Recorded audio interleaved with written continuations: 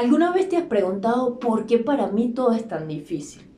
Yo me la pasaba preguntándome eso, ¿por qué para mí todo es tan difícil? Porque para otros todo es más fácil, porque siento que a otros las cosas se le dan más fáciles, porque para mí todo sigue siendo más difícil.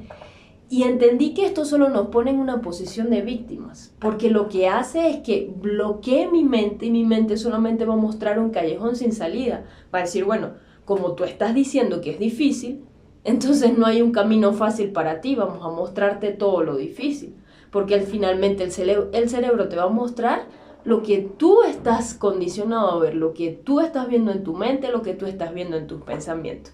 Y esto me lleva a la frustración, que cuando caemos en ese papel de víctima estamos hablando desde la frustración. Y para mí la frustración no es nada más y nada menos que sentirnos menos, sentirnos insuficientes con nosotros mismos, no sentirnos suficientes. Y no nos sentimos suficientes porque hemos estado condicionados a que se nos vea más o se nos valore más por lo que hacemos que por lo que somos. Entonces, cuando algo nos sale mal, automáticamente nos frustramos porque nos sentimos insuficientes, no nos sentimos suficientes. Y la frustración puede tener dos cosas, que es la conclusión a la que yo he llegado. O la frustración te resigna o la frustración te despierta. Nosotros decidimos si la frustración nos va a resignar y nos quedamos ahí, estancados en donde estamos, o la frustración simplemente va a ser como ese motor, despiértate. Cuando vemos a un niño, pensaba esto, cuando vemos a un niño que está aprendiendo a caminar. Un niño cuando está aprendiendo a caminar a veces se agarra de la mesa, se agarra de ciertas cosas, se cae, y cuando se cae muchas veces se frustra porque empieza a llorar. O sea, está aprendiendo, se cae, y se puede caer, no sé, cientos de veces, pero igual se vuelve a levantar. Imagínense ustedes si ese bebé o ese niño se frustrara tanto al punto de decir, no, yo no soy suficiente para aprender a caminar. Entonces quizás muchos de nosotros ahora no caminaríamos de grande, sino que lo vuelve a intentar porque él sabe que puede lograrlo. Y cuando nosotros dejamos ese papel de víctima de decir, ¿por qué para mí todo es tan difícil? No, quizás estas circunstancias adversas me van a servir más adelante para algo. Imagínense si José, el de la Biblia de Génesis, que habla la Biblia en Génesis, la Biblia cuenta de que él fue llevado cautivo a Egipto, fue llevado cautivo como esclavo. Y se supone que quizás él estuvo preso unos 10, 12 años, algo así. Si él se hubiese resignado, si esa frustración lo hubiese resignado a quien no, este es mi destino, este es mi lugar. Finalmente aquí me voy a quedar, soy un preso más, estoy aquí adentro, me trajeron aquí como esclavo, no hay nada más para mí. Si José se hubiese resignado en ese lugar, si se hubiese resignado a que ese era su destino, entonces no hubiese llegado a ser el segundo al mando después del rey más poderoso del imperio del momento, que era el rey de Egipto en ese momento, el faraón. Y él se convirtió en segundo al mando porque no se resignó, sino que esa frustración lo despertó. Lo despertó al don que Dios había puesto dentro de él. Y esto me lleva a otra cosa. He entendido que Dios va a usar el don que puso dentro de ti. Más que usar lo externo o más que a nosotros quizás vemos lo externo que podamos usar para avanzar o para tener éxito, para llegar a nuestro destino, Dios usa lo que ya colocó en nuestro interior. Hay algo que Dios depositó en ti, hay algo que Dios depositó en mí. Y eso es tan poderoso que nadie más lo tiene. Eso es tan poderoso que eso es el motor que nos va a llevar a ese destino que tenemos desde lo eterno. Pero no entenderlo nos lleva a quedarnos en la resignación. Y así como Dios usó ese don que le había colocado a José, que fue el de interpretar sueños y por eso llegó ante el faraón, así Dios va a usar todo lo que colocó dentro de nosotros para llevarnos a ese destino. Pero es necesario entender de que no vamos a salir de ese estado de victimismo, de frustración, que nos paraliza, porque eso nos paraliza hasta que despertemos, hasta que reaccionemos. Y no vamos a llegar hasta que entendamos de que hay que vivir un proceso de transformación. El mismo José que llegó al palacio no fue el mismo José que llegó a ser un esclavo. Yo no puedo ser la misma persona para llegar a ese destino. Tú no puedes ser la misma persona para llegar a ese destino, porque nuestra mente no está capacitada, porque Dios tiene que transformar nuestra mente tiene que estar capacitada para que se ponga a la altura de los sueños de ese soñador. En Proverbios 27 me llama mucho la atención como dice, porque dice, la pureza de la plata y del oro se prueba poniéndolos en el fuego. La pureza del carácter del hombre se prueba dándole un poco de fama. Proverbios 27-21. Nuestro carácter va a ser probado cuando nos den un poquito de poder, un poquito de fama, un poquito de dinero. Nuestro carácter, no es que el dinero corrompe a la gente, es que estaba allí, solo que el dinero, el poder, expone lo que había en nuestros corazones. Yo siempre he dicho que en los pequeños detalles se prueban los corazones, y cuanto más en lo grande, si te dan fama, si te dan poder, ya estaba ahí, solo que fue expuesto lo que había en tu corazón, si había quejas, si había avaricia, si había competencia, envidia, si había soberbia, solamente fue expuesto a través del poder. Es por eso que Dios, antes de llevarnos a ese destino, antes de darnos poder, antes de darnos honra, antes de que podamos realmente llegar a ese destino de éxito, necesitamos ser probados, como se prueba el fuego, como se prueba la plata, y es por el fuego. Y el fuego duele. Duele porque quema. ¿Y por qué el oro y la plata son pasados por el fuego? Porque es precisamente para purificarlos, para quitar todas las impurezas que puedan tener. Cada una de esas impurezas va a ser quitada a través del fuego para que quede la esencia, la verdadera esencia de ese metal. Asimismo, para eso nosotros necesitamos ser procesados para que quede la verdadera esencia del por qué vinimos a esta tierra, cuál es nuestra misión en este lugar y nuestra verdadera esencia. Para eso es que es el proceso. Para eso es que José pasó un proceso alrededor de 13 años. Fue llevado como esclavo, se dice, a los 17 años, y a los 30 años fue que llegó al reino. A los 30 años fue que salió de la cárcel y fue llevado al palacio. Es por eso que necesitamos el dolor, porque el dolor tiene dos vertientes. O el dolor hace que nos resintamos, o el dolor hace que nos transformemos. Nosotros decidimos.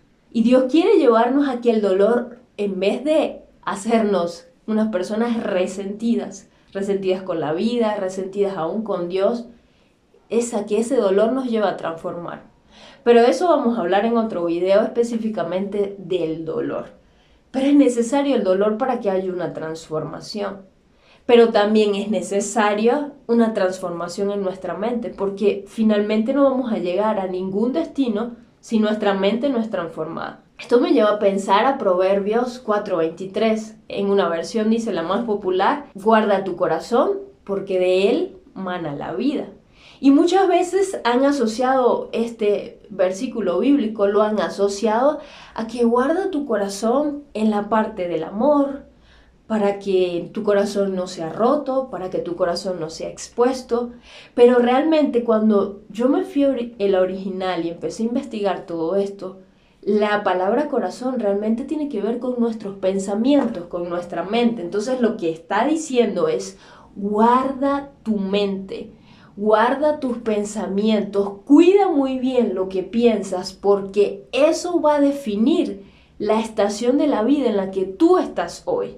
Lo que nosotros pensamos 6 meses antes, un año antes, es lo que está condicionando mi vida hoy. Este versículo es tan poderoso porque nos está revelando, guarda tu mente, cuida lo que piensas, porque eso finalmente va a definir en la estación en la que estás hoy. Si estás en invierno, si estás en verano, si estás en una primavera, si estás en el otoño, eso es lo que va a definir. Entonces no vamos a lograr o a llegar a ese destino como pensábamos hace un año, como pensábamos hace 3 años o incluso como pensábamos hace un mes. Es necesaria una renovación de nuestro pensamiento. Es necesario empezar a transformar nuestro pensamiento, porque si pensamos todo el día es que a mí me va mal, para mí todo es difícil, para mí todo es fuerte, para mí no fluyen las cosas, así es en esa estación de la vida en la que vamos a estar. Es en esa estación en la vida en la que vamos a vivir. Pero cuando empezamos a condicionar nuestros pensamientos, cuando empezamos a entrenar nuestra mente, porque se requiere un entrenamiento. A veces tenemos tantos años pensando en derrota, tantos años pensando en lo negativo, porque quizás mis padres pensaban así, o mis abuelos, o en la familia, o en mis estudios, o no sé, en tantos lugares pensaban así, o en el círculo en el que estoy, que es necesario comenzar a reentrenar mi mente, a reentrenarla a pensar lo bueno, a pensar lo justo, a pensar lo que me va a traer beneficio, a pensar lo que me va a llevar a un camino de éxito. Y cuando yo empiezo a internalizar eso, es un entrenamiento, que cuando viene un pensamiento negativo, nuestra mente nunca se va a quedar en blanco, porque a veces luchamos con tantos pensamientos a la vez y por lo general son negativos. Vienen tantos pensamientos y nos abruman y nuestra mente no se va a quedar en blanco, pero yo tengo que aprender a reentrenar mi mente, a sustituir un pensamiento negativo, un pensamiento de derrota, por un pensamiento de bien, por un pensamiento que diga, cuando venga ese pensamiento, así es como te vas a quedar, esta es tu condición, eres una persona fracasada, no lo vas a lograr, mira, olvídate de eso porque no es para ti ese lugar.